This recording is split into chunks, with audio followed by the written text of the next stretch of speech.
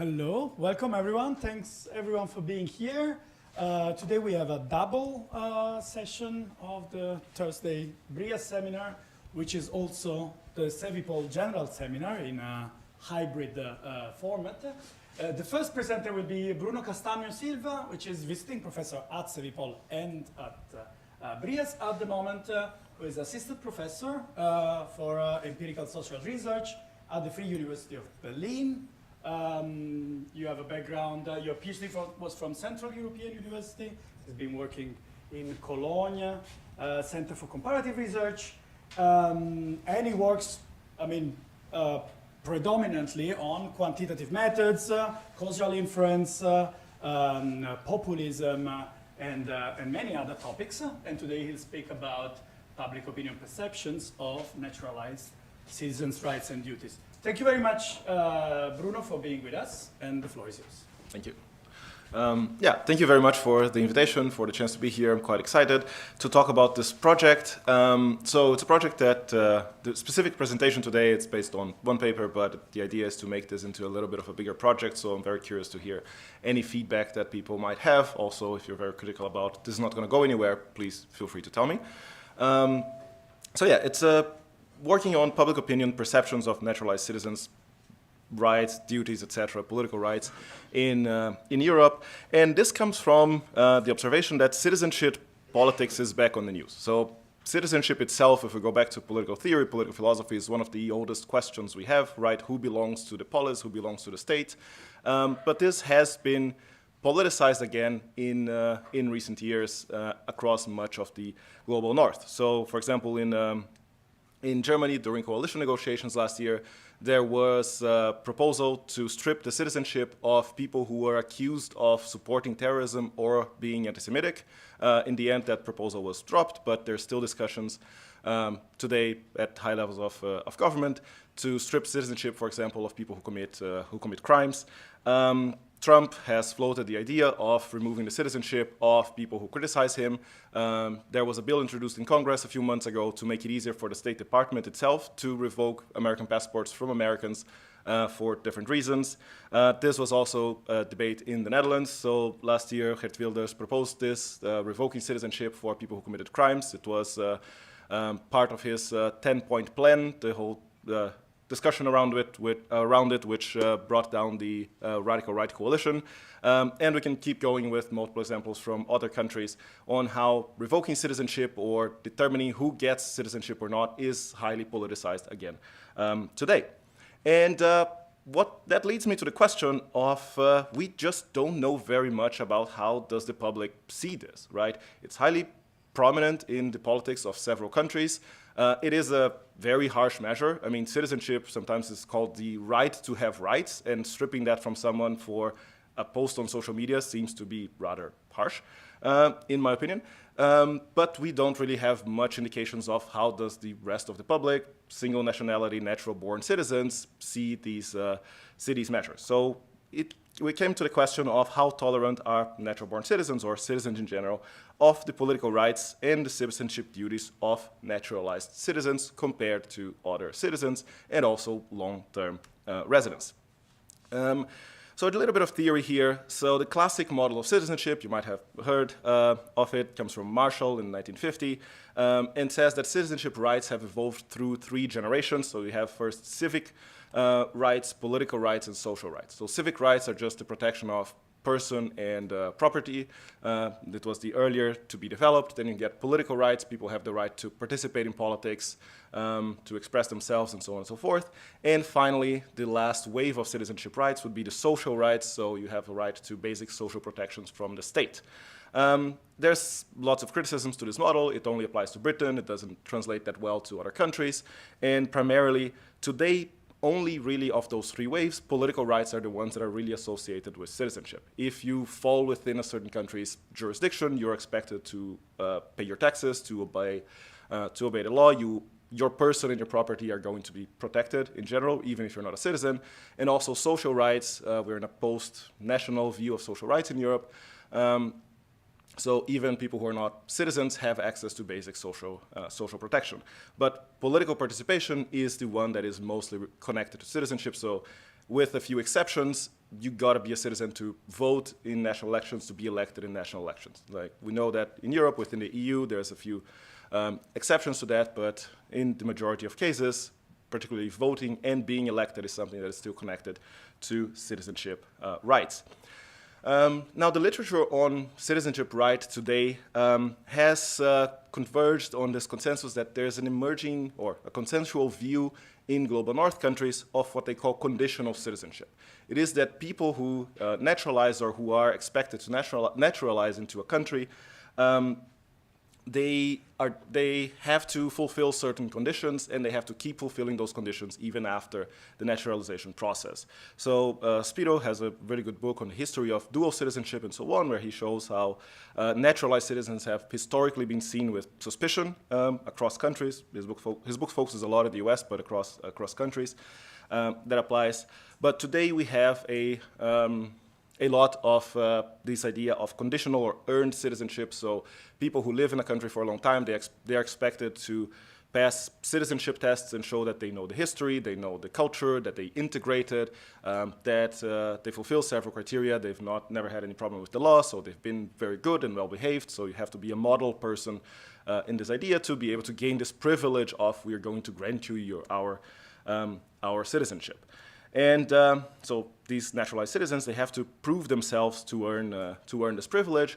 And this, what the literature has called this moral checking, does not stop once the process of citizenship acquiring is over. So you continue to be evaluated. Are you still behaving as you're supposed to behave once you got your citizenship? And if not, we can kick you out. And it comes to this idea of one being a guest in one's own country. This is particularly a theme for second-generation immigrants, people who were born in the country to an ethnic minority, for example, and they are continuously still treated as if they're immigrants, as if they're a guest in the country where they're born in, they're citizens of. And it comes from this view that is connected to the idea of this conditional citizenship, of seeing these people as a guest. So this is our house, we are the national majority, and you're a guest here, and guests are expected to be well behaved, right?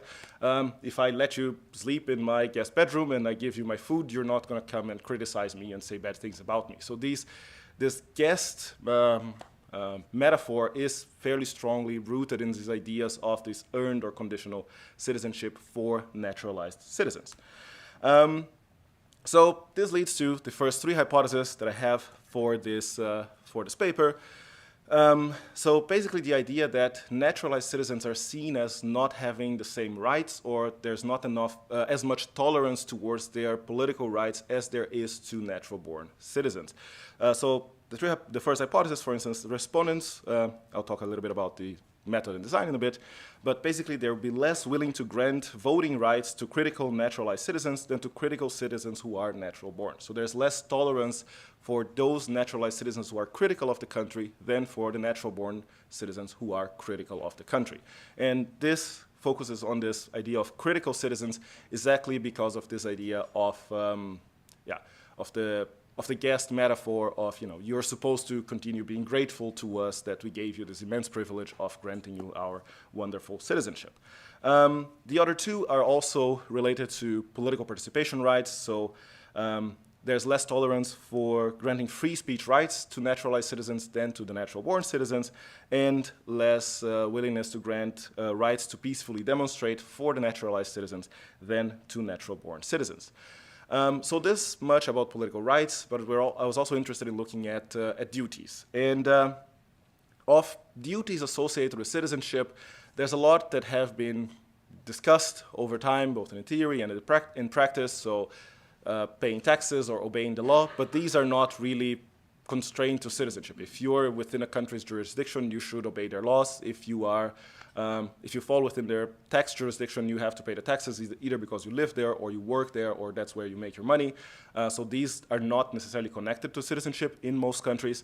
But the one that still is, mostly for male citizens, is military service, particularly in case of an actual foreign invasion or something. And especially now, this is getting more and more prominent. So there the idea is that immigrants, or there's some literature on how immigrants, not talking about citizens, they're seen as having the same duties but not the same rights as as the majority of the populations, which is referred to as asymmetric acceptance.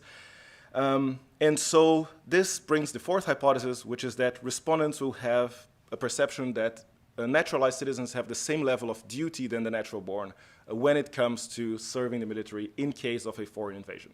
So we don't want to grant you as much rights to demonstrate, to vote, and etc. if you're critical, but if Russia comes, you go and die for us. So that is sort of the idea for it. And finally, as I started talking about how revoking citizenship has become more and more prominent these days, the fifth hypothesis is that respondents are more willing to revoke the citizenship of people who are critical of the country if they're naturalized than if they are natural born. So how do I go about it? I ran a survey. It was run online in June and July 2025 with Dinata. So this is a company that provides online panels of decent quality for decent price, so much better than Prolific or MTurk, maybe not as good quality as YouGov, but we'll see in a minute that they actually gave us pretty decent data. So it's run in 4 countries. The survey is Germany, Netherlands, Poland, and Spain. So these are countries with different types of citizenship regimes, different histories of who becomes naturalized in this country. So Spain is the biggest of the former colonial powers. Most of the naturalized citizens in Spain, they come from former colonies, they share the language, they share the religion, so there's less of a cultural gap there, so it's an interesting case to observe. Poland is the more closed of those. It's the smallest proportion of naturalized citizens. Naturalization laws is the most restrictive, so it's a good one to see also because this has become more of a question with the arrival of Ukrainian refugees in Poland. Germany has been changing their citizenship rules for the last few years, and this has been fairly salient, both in election campaigns and in actual political discussions. So it's an interesting country to see that had a very, very strong tradition of ethno-cultural understandings of citizenship, or ethno-nationalist understandings of citizenship, moving towards more jus soli rules of if you're born here, then it's easier to get a citizenship, and that has received a backlash in recent years. So it's a nice sample to see how these different institutional factors might affect people's views. So there were quotas for age, gender, education, region. The quotas worked pretty well for all of those in all of these countries, except for education in Germany and Poland. So lower educated respondents are underrepresented, which I'll discuss a bit later, the potential issues that might arise for inference. But overall, the quotas work pretty well. So just to exemplify, I have here a graph with the voting intentions for all of these 4 countries for the different parties. So we see that in Germany, the vote and the X on this graph indicates the polling average for that party in July 1st, 2025, so right in the middle of the field work. And the bars are how much support these parties have in our samples. So in Germany, it's actually pretty close. Everything is within the margin of error of the actual polling averages. So this gives us good confidence that we're getting a good sample out of it. In Poland, we are we have fewer than respondents than we should have supporting the Law and Justice Party, so the radical right at this point, and more than we should have for Civic Platform, the governing centrist party, I suppose. So this is a reflection of us having more middle and higher educated respondents and undersampling on the lower educated respondents. For the other countries in the Netherlands, there's a few hit and misses, but this was right after the coalition fell, electoral campaign going on, and the polls were a mess. They were going up and down and sideways. But overall, we get fairly decent representation for most of these parties. And in Spain, for the center-right Popular Party, we also have a bit fewer respondents than maybe there should be, but otherwise, it's a fairly good sample. Now, to test the hypothesis, I use a wording experiment. So this is inspired by this paper by Heinmüller and Hiscox in the APSR in 2010 that tries to look at people's preferences for highly skilled versus lower skilled immigration. And I adapt the wording combined with a question from the Americas Barometer from a few waves in the 2000s, 2010s, which asks people for their tolerance towards certain rights for people who only criticize the country. So the original America's Barometer question measures political tolerance with a wording that goes, some people only criticize our country. How much do you approve of these people's rights to vote, to participate in demonstrations, to make speeches, and etc.? And what I do here is to randomly show for the respondents, so there's 4 categories. Some respondents will see some of country citizens, so just some Germans, some Poles, some Spaniards. The second option is to see an actual explicit indication of some natural-born citizens, so some natural-born Poles, Germans, etc. The third treatment category is some naturalized Germans, Poles, Dutch, etc. And the fourth, as a little bit of a baseline to see, is this about immigration, or is it about, or does the citizenship status make a difference, is foreigners who live and work in the country. So this is our baseline of how much people see their rights. And then it goes, once you see one of these four options, express only negative views about our country's form of government, not just about the current administration, but about the system of government itself. So this is the question that comes straight from the political tolerance question of the America's Barometer. The idea being that even if someone is very critical of the country, of the system of government, they still should have the right to vote and to demonstrate. So the outcomes, once you see that, how much do you approve of these people's right to vote in elections, to peacefully demonstrate, to make their points, to appear on television, to make speeches, to be drafted into the military in case of a foreign invasion, and to lose their citizenship or their right to live in the country. So the right to live in the country in case of the long-term residence. So if you're taking our survey, this is the German version, this is what you would see. So there's the description here on top. Some German citizens say only negative things. How much would you agree, or do you approve of these people's right to, and then we have the 5 rights here, and on a scale of 1 through 7. So the results, what do we find? And I'm focusing these results on comparing the citizen categories. I have a slide later if someone's curious with the long-term residents, but they have much less approval, so it's a bit harder to see the other effects. So starting with the right to vote, we see that in the 4 countries.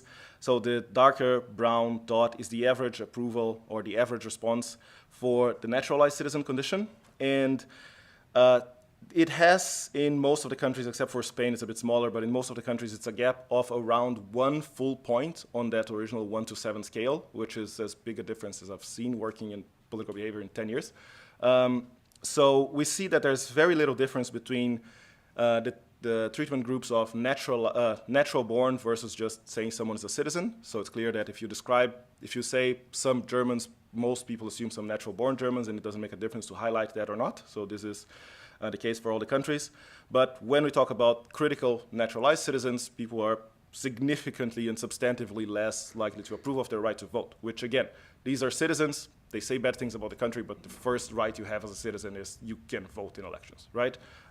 This should be incontroversial.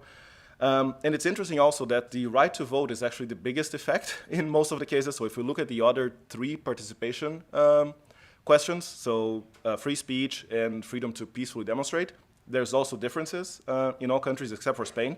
But they are much smaller than the difference in approving of these people's right to vote. So people still have less tolerance for those critical citizens to demonstrate, to appear on TV, make speeches, but it's not as bad as, no, they really should not be allowed to vote, which I find quite fascinating, personally.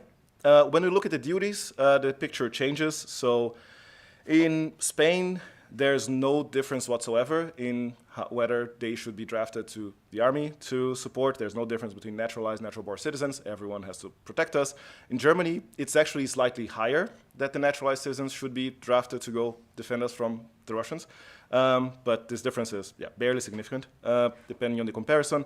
In Poland and in the Netherlands, it's a bit lower, but again, it's much less of a difference than what we observe with the rights. So for the rights, there's a huge gap between naturalized, natural-born citizens. For the duty, it's a fairly small gap, not even significant, depending on which exact group we are comparing. And when it comes to the punishment of losing the citizenship, we also see that there's a much higher approval of removing the citizenship of someone who's critical of the country in 3 of the cases, not the case in Spain.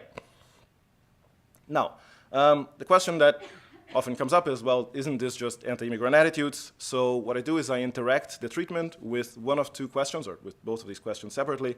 The first, we have a question asking people, how comfortable do you feel if someone from an ethnic minority becomes the prime minister or the president? So this is, I take it to indicate racism. We can argue what the concept is. And the other is, how important is the agreement with the item, how important is it that to be born in the country for a person to be truly national? So this is an indication of perceptions of anti-immigrant perceptions, or that was the best proxy I could find for anti-immigrant perceptions or for more this ethno-nationalist conception of citizenship. And the interactions here focus on a comparison between citizen and natural-born citizen pulled together. We've seen that there's very little difference in how people react to these two groups versus naturalized citizens. So the first one with how comfortable are you with an ethnic minority person becoming the prime minister or the president. The bars here are the distribution of answers to this question. 10 is the most uncomfortable, 0, 1 is the most comfortable you are per country. And this is the gap between naturalized and natural-born citizens. So the more negative this number is on the y-axis, the bigger the difference that people attribute to naturalized versus natural-born, or negative difference, right? And as we would expect, those who are extremely uncomfortable with someone from an ethnic minority to get the highest position in the country, those are the ones for whom the effect is the largest. So those are the ones who see the most difference between naturalized and natural-born citizens. But in all of the countries, even for the people who answer with a 1 in this question, who are the most comfortable with an ethnic minority coming to power, the effect is still negative and significant. So all of these, the effect is below 0, and it is actually a significant effect, even among the people who ostensibly say, I have no problem with ethnic minorities becoming prime minister. They still think they are still more likely to say, well, the naturalized citizens should not have a right to vote if they're too critical, more than for the natural-born. It's a similar thing when we look at this question of how important it is for someone to be truly national to have been born in the country, though in Spain is the one where for the lowest values it's not a significant impact, but for the other 3 it is quite significant, even for the people who with the lowest level of agreeing to this item. And the picture looks the same for the other rights and duties, so this was run for all of the outcomes. So, in conclusion, natural-born citizens do show much less tolerance for naturalized citizens' political rights and duties, but they attribute pretty much the same level of duties when it comes to primarily citizenship duty of defending your country from in a foreign invasion. So it's what I call the shut up and die type of attitude. So this is the first investigation on public opinions of attitudes towards naturalized citizens and their rights. There's obviously a lot of work on immigrants and attitudes towards immigrants and attitudes by immigrants. I have a whole rant on the paper about how that's not good at this point anymore. So naturalized citizens, the advantage here is that it's a very clearly defined legal category. If you're a naturalized citizen, if you're a citizen, you have a right to vote, and if people see this differently, this is violating, or this is not exactly in line with the idea of equality before the law. And these are groups that are, again, from a legal perspective, it's a very clear definition what your rights and your duties are. So how do people see this is the question. Then, it's clear that it's fairly widespread to have these views of earned or conditional citizenship that keep existing even after people acquire their citizenship. They still have to continue having a good behavior, not being a bad guest in someone else's house. This also speaks to work on other critical minorities, other groups that are at the borders of belonging to the bigger political community. So you can think of other groups that are also not included in the center of certain political communities in global north countries, and how their rights of being critical also play here. And this comes at a time when, as I said earlier, this topic is increasingly politicized by elites. We repeatedly have calls to denaturalize citizens who do X, Y, Z in different European countries. So how do people see this? Seems to be fairly important to see where we are going. So that was it. Thank you very much, and I look forward to your comments and questions.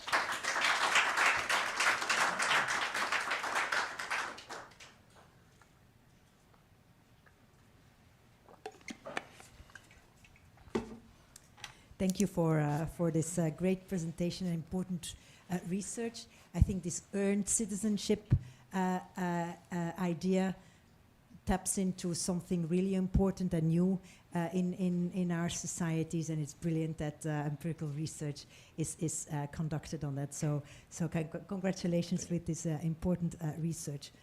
I have a question from a gender perspective, because of course immigrant issues, politics evolving around migration and so on and so forth, they are highly gendered and more so. Mm-hmm. So I was wondering how this then sits with your research, because as you mentioned, you take military service into account. You explicitly said, yeah, this is a male issue.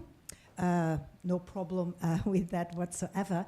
But then there's also this entire literature on intimate citizenship that is, gives the opportunity to actually take on board more gender issues, which I think would contribute to this research, because I think the idea of earned citizenship is highly gendered as well. It is about how your family, what your family looks like, Mm-hmm. how many children you have, whom you marry to, what your sexual expression should be like, and so on and so forth. So I think it would be fascinating to complement the military service with this intimate citizenship literature, and then also compensate the male issue you include with a more female-oriented issue. I think it would make much sense for your research. But thank you. It's a great presentation and great research. Thank you. Thank you so much, and I think that's an excellent point. That for a next iteration, I would definitely want to incorporate this dimension more, because here, you're absolutely right. Like, it focuses on one issue that is mostly masculine, but it would be very, very interesting to take this. And I'll be honest, I'm not familiar with the intimate citizenship literature, but I'll read definitely more into it. Thank you very much for the for the comments, for the suggestions. I'll work on that and report what happens. Hi, maybe I can build on those comments a little bit. Thank you for the presentation. To be honest, is this on? Okay. Yeah. I found it a bit confusing because you seem not really to be talking about citizenship, but rather, as you mentioned, immigration, racism, nationalism, belonging, membership.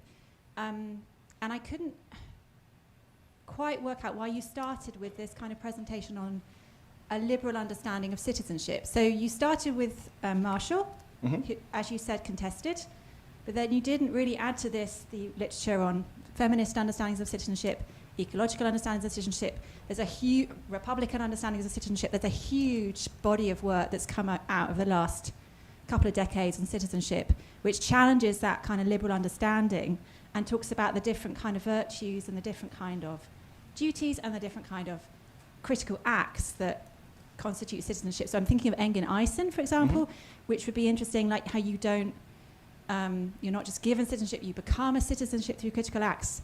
So I guess I wanted you to kind of clarify exactly where your position is in terms of the model of, because you talked about these 4 countries, and I'm thinking each of these countries has a very different understanding of citizenship, right? You didn't include France, which notoriously has a very different understanding of citizenship to Germany. So maybe it seemed to me like the results you were presenting were quite generalized, and there was no kind of acknowledgement of the different understandings of citizenship within the different countries. But just to add to Karen's point, so ecological citizenship, I mean, there's a lot of work now talking about how the welfare state's become greened and how citizens are expected to recycle and they have certain ecological duties and virtues that come along with that package of citizenship. So I would just be interested for you to reflect on why you've zoomed on this particular model of citizenship and whether there is maybe a little bit of diversity in the understandings of the public on different ways citizenship can be understood. Right. Thanks. I think that's a very good point, and I would look more into taking that into more depth. I think the reason for focusing on these is that let's say there are certainly very different understandings of what citizenship entails or what would be the duty. So there's a whole literature on what are the duties of a good citizen, right? But these do not differentiate based on the, say, legal status of you're a citizen, yes or no, how did you acquire your citizenship, yes or no, right? At least that's my understanding. Maybe I'm completely wrong on that. So there's a lot of discussion, yeah, what citizens are expected to do ecologically and et cetera and so on and so forth, what kind of values you're supposed to have.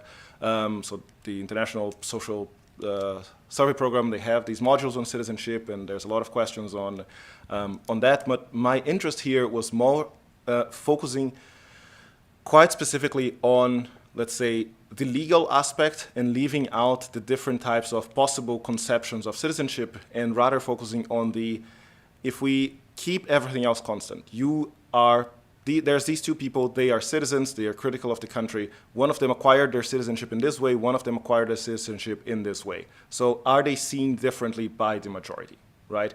Regardless of any other understandings of what is required from a citizen, or how do we understand citizenship in this country? Very simply, if people are informed these two are citizens, then this is, let's say, kept constant in a way. That would be my answer.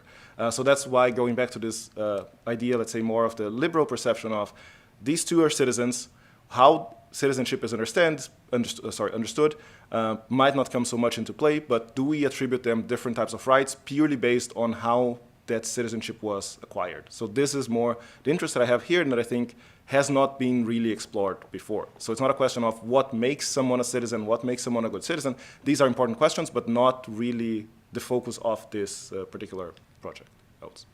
So that would be my answer.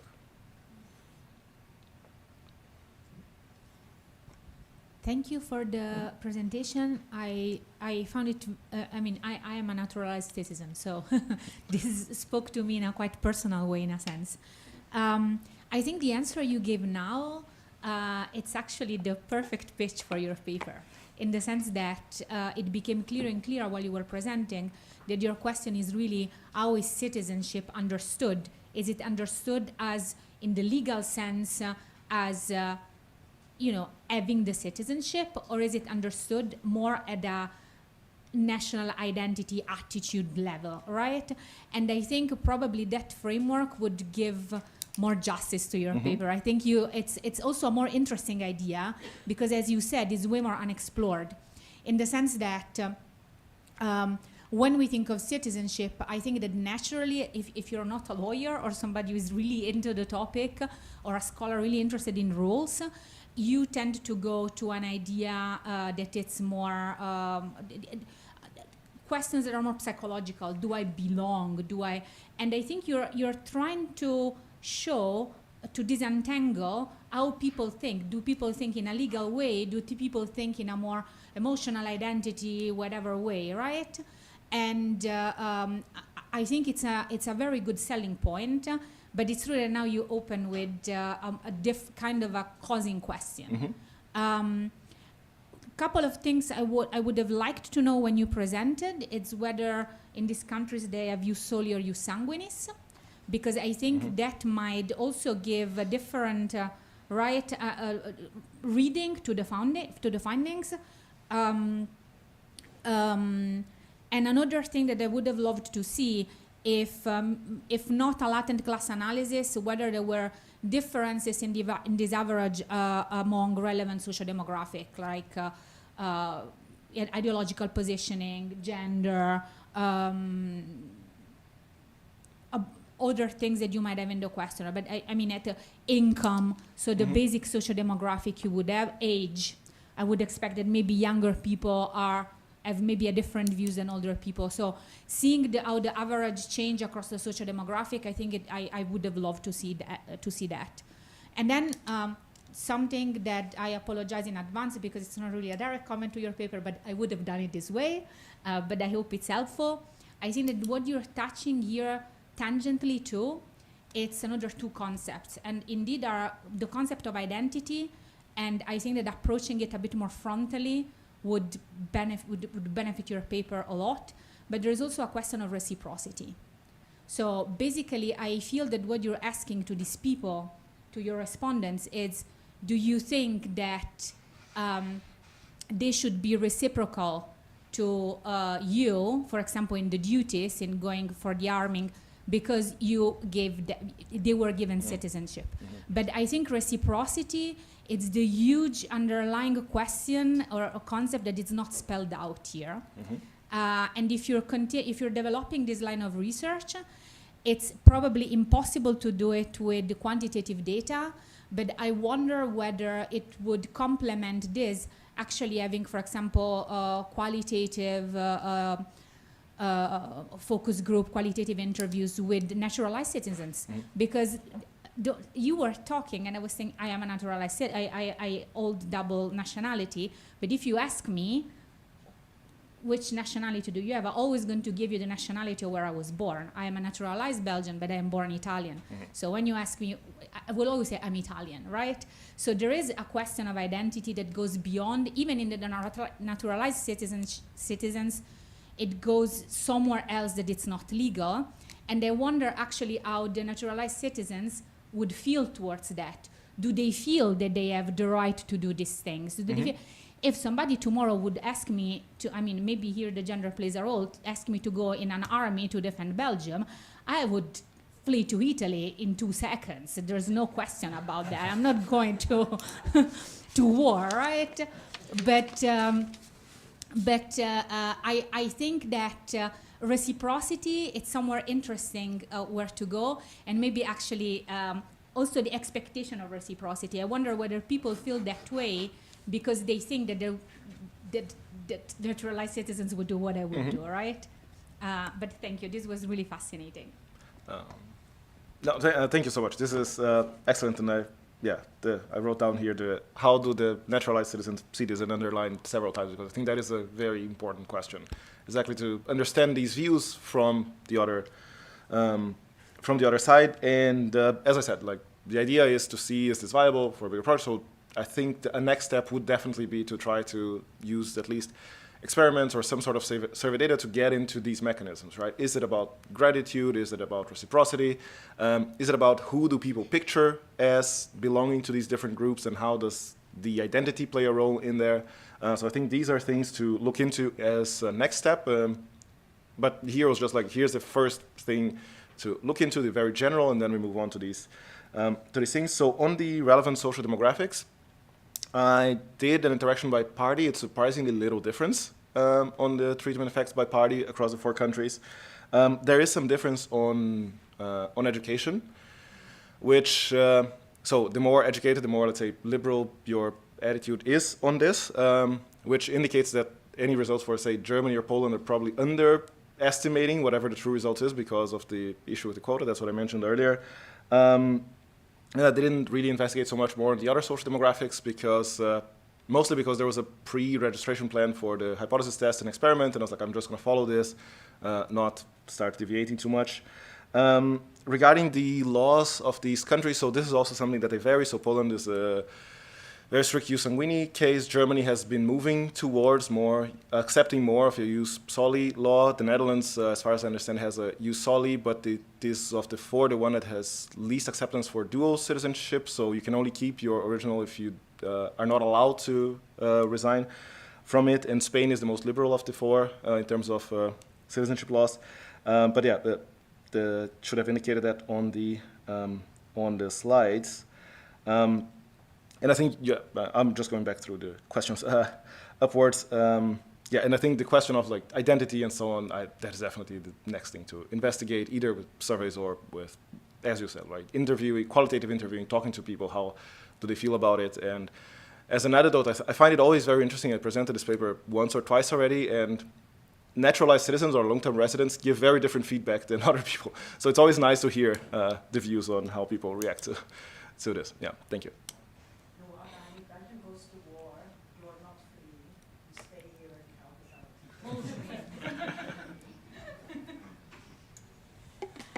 Thank you, Bruno. My question is actually built very much on what Luana was saying. I had one question about left-right differences, and you already sort of responded to that. I'm not that surprised that you don't find much differences. I mean, in the end, quite a few proposals to strip naturalized citizenship of the nationality came from left-wing parties. I mean, France is a case in point. I would have loved, since I think the project is extremely promising, I would have loved you to tell us more on how you plan to explore cross-national differences. And in that respect, there are two things. One is about the military service. To what extent do you believe that your findings are at least partly inflated by the public debate on military service that there is at the time in which you run your survey? I mean, I think if you could find as a benchmark a question on military service from 10 years ago, I think the results might be different. I mean, ask whether naturalized citizens should do the military service 10 years ago, who cares? I mean, it was just, who cares about the military service at a time in which it's not a salient thing, or having an army, or having to defend the borders. And then I wanted to jump back to the thing that Luana said at the beginning, that in the end, it doesn't matter so much the actual citizenship regime that these countries have, because what you are interested in is the public understanding of that citizenship regime. And I want to make an anecdote, I use an anecdote there as well. I mean, I had a child 3 years ago in France, and I was sure, since the Front National has been campaigning for 40 years on abolishing the jus soli, I was sure I would have a natural-born French citizen. And when I discovered this was not the case, I was very disappointed, because my child will be a naturalized French citizen, not a natural-born French citizen, because there's no jus soli. But the public understanding in France is that they do have a jus soli that you can compare to the US one. And I think in this respect, what you would have perhaps to include items or look for items on how do citizens understand their citizenship regime rather than what it actually is, because often they are so complex that people only have a very rough understanding of how it works. Thanks so much. And yeah, this last point, I think it's extremely valid, right?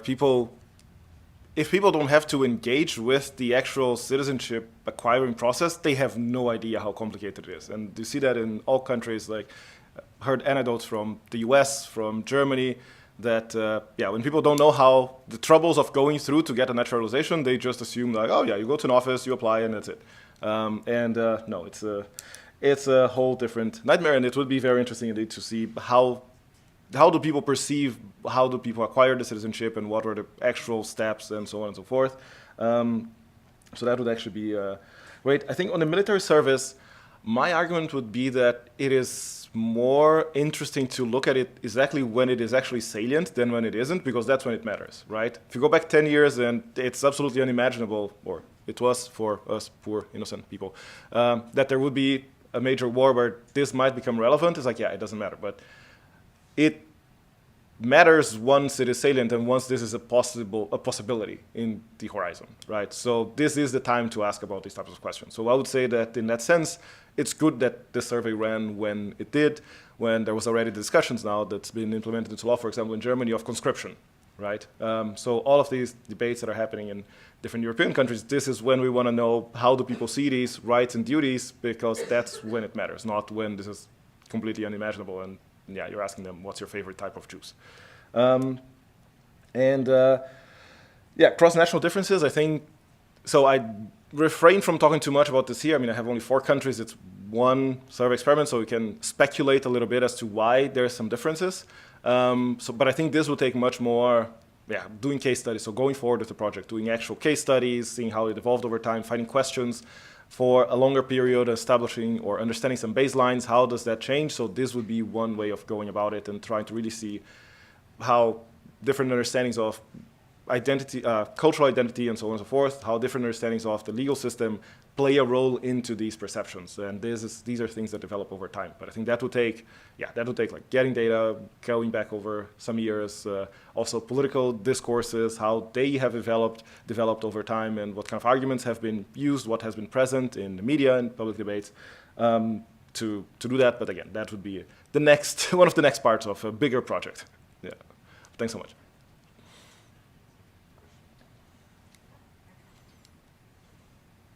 Thank you very much. It's maybe not more question, but my reflection and my comments. I think that your research gives me a lot of insights just right now. I can't maybe structure everything now, but for my future. I can explain why. Because I am from Ukraine. That's why your research now, it's so close to me. Not directly to me, but I mean for whole Ukraine, who are, for example, stay now in Belgium or in other countries, Germany, Poland, and others. And just right now, in this year, we have some question in political level.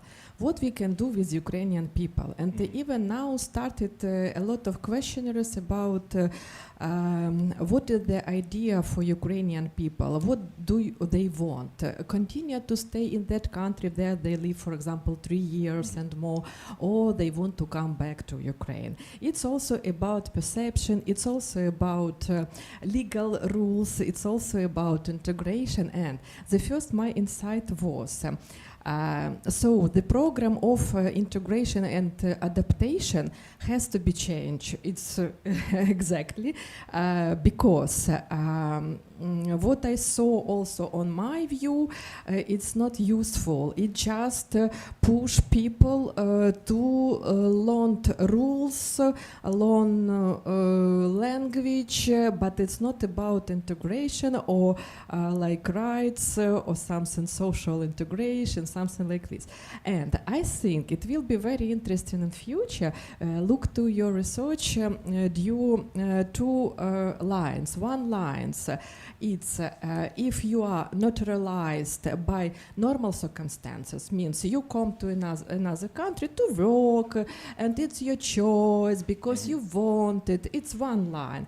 And the second line, for example, like Ukrainian, they don't want to go out of their country. It's another circumstances, like they have to do it because it's safety, because it's other things, it's crisis and it's war, and it means it's but I saw that a lot of Ukrainian people which stay now in different countries, they want to be naturalized because they pay 3 years their life, they do a lot of things, efforts, and also the war is not changed and the situation is not quite easy and not understandable in future. It means the perception, but during 3 years, Ukrainian pay a lot of things to that country where they live. I know a lot of statistics, especially in Germany and in Poland, that a lot of Ukrainian people make a lot of business, a lot of taxes, and it means help also growing and development that countries, and they can be naturalized, but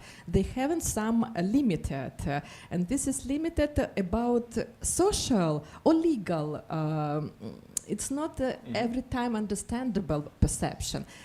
Maybe this is two line will be very interesting, and maybe we can also do something together, but looking also and take in account Ukrainian in your, for example, your research, not only Poland, Germany, or Spain, something like this. Yeah, thank you very much. And one more about military. Thank you very much. It's my reflection on your some comments. For example, if I imagine that I will be naturalized in Belgium, citizenship, but I always say also that I'm Ukrainian, not Belgium. It's also one my reflection. And 2 days ago, I visited defense, and I say to them, I want to work in your defense, because in Ukraine I work in National Guard, I work in Minister of Defense. For me, it's very understandable. And I said, I want to work. And they said, no, you can't, because you are Ukrainian, you are not Belgium, and that's why it's limited to you. It's also one of my perception of other things. Yeah, thank you very much. No, thank you very much for the comments, and I think that's definitely one thing to explore is like, yeah.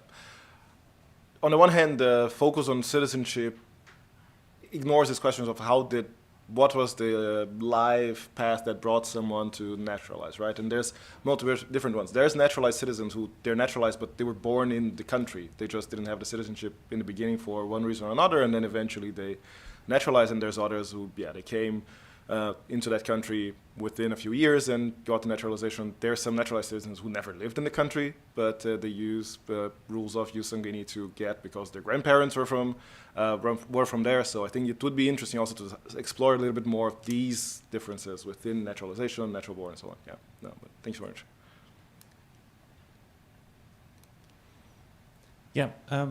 Yeah, for me also, thank you for the excellent, very clear presentation. I really enjoyed your findings.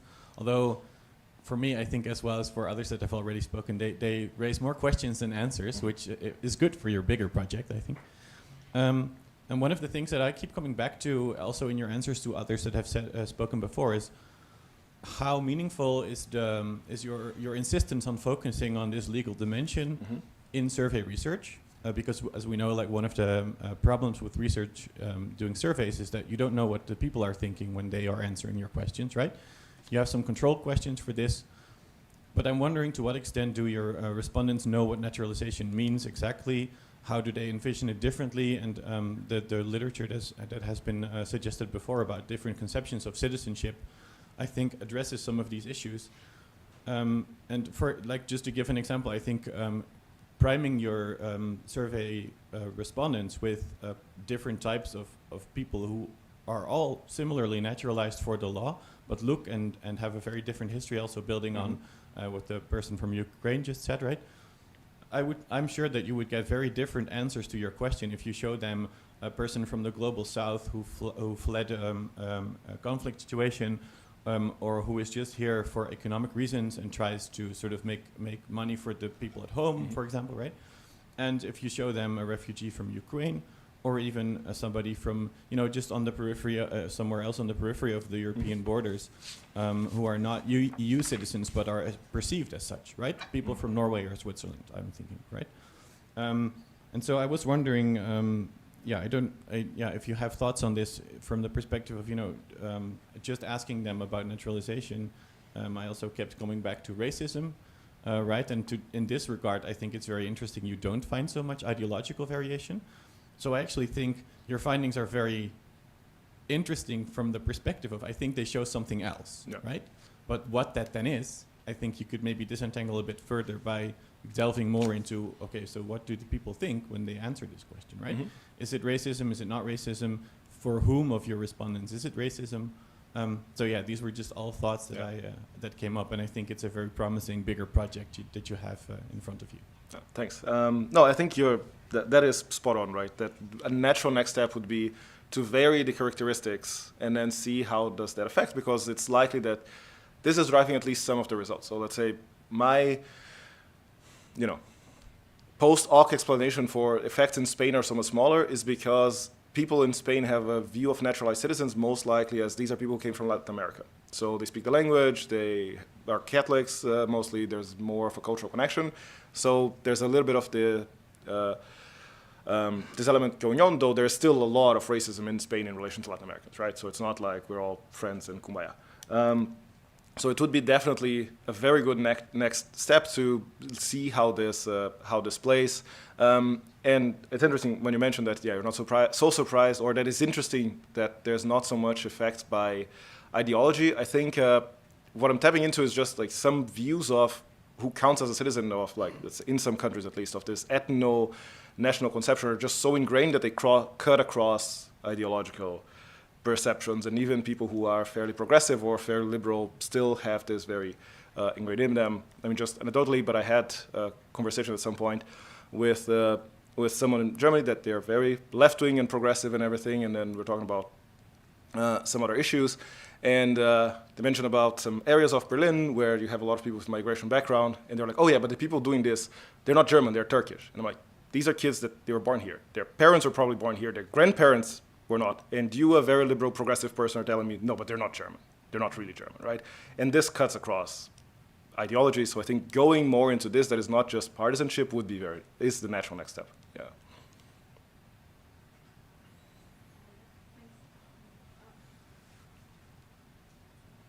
Okay, now it works. Thank you. So I have two comments. First, about the revoking voting rights. So you said there were no party differences, right? Because I was wondering whether people associate naturalized citizens with a specific parties, and that they would revoke the voting rights just because they would think it would boost their in-party vote share. So maybe if you had questions about people's perception of vote choice among naturalized citizens, that could be interesting. Because this would mean that this revoking voting rights is partly instrumental and the result of partisan loyalty. And the second point is, I was wondering whether you think that you would find differences if you varied the types of criticisms. So, if person criticizes government policy, maybe they wouldn't be willing to revoke their rights, but if they criticize something fundamental to the country's conceptualization of nation, then you would have a bigger effect. Maybe, you could explore these differences. Good luck with those. No, thanks so much. And I think that makes a lot of sense, right? It's just when you cue naturalized citizen, even if you keep criticism constant, people will associate different types of criticism with it. And I think it does make a lot of sense to then, in the next step, vary the type of criticism or be very clear about what type of criticism it is. And it's a good point also of their perception of the voting behavior among the naturalized citizens. I had not thought of that, but that is definitely going onto the to-do list for the next iterations. Thanks so much.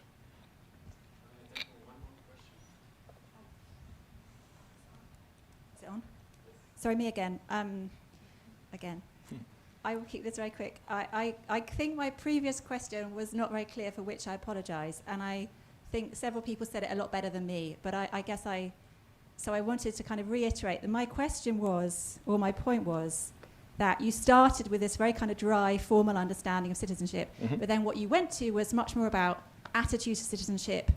And the point this gentleman made was that maybe it's not really about citizenship at all. It's about nationalism, identity, membership, belonging.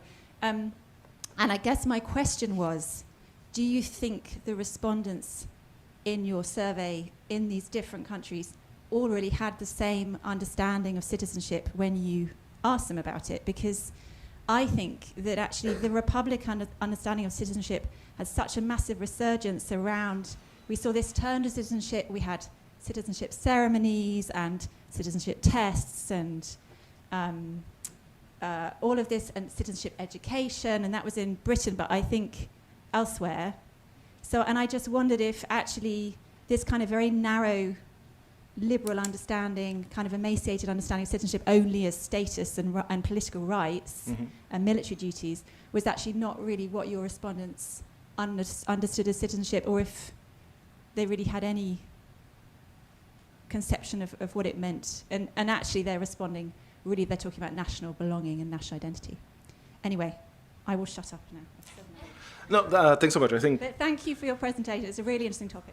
No, thank you very much for this comment. I think I get it better now, and I agree that I don't know exactly what they associate with citizenship, right? And I think this would be important to look into. It, what exactly they understand, what is their association? Yeah, no, that's for sure. And how would their attitudes change? Like, how would somebody in their eyes then become legitimate for these rights? Like, what would they have to do? You know, is it really there's nothing they can do?